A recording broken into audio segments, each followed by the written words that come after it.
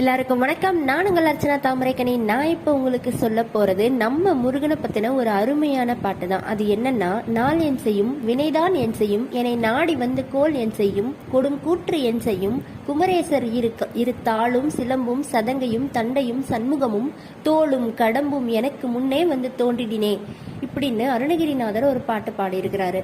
இந்த பாட்டுக்கு என்ன அர்த்தம்னா, நம்ம கிரகங்களோட தொல்லையிலிருந்து விடுபடணும்னா அந்த கிரகத்தையே வழிபடுறதை விட கிரகங்களோட அதிபதியான சிவனையோ அம்பாலையோ முருகனையோ விநாயகரையோ இல்லை பெருமாளையோ அல்லது நம்மளோட இஷ்ட தெய்வம் குலதெய்வத்தை சரணாகதி அடையிறது தான் சால சிறந்தது அப்படின்னு சொல்றாரு. இப்படி நமக்கு பிடிச்ச இஷ்ட தெய்வத்தை நம்ம வணங்கிக்கலாம். அதுவும் இல்லையா, நம்மளுக்கு வர்ற எல்லா பிரச்சனைகளையும் முருகர் காலடியில போட்டுட்டு முருகனை முழுசா சரணாகதி அடைஞ்சோம்னா முருகர் எல்லாத்தையுமே பார்த்துப்பாரு. வர்ற கஷ்ட நஷ்டம் எல்லாத்தையுமே அவர் பார்த்துப்பாரு, அவர்கிட்ட விட்டுடலாம்.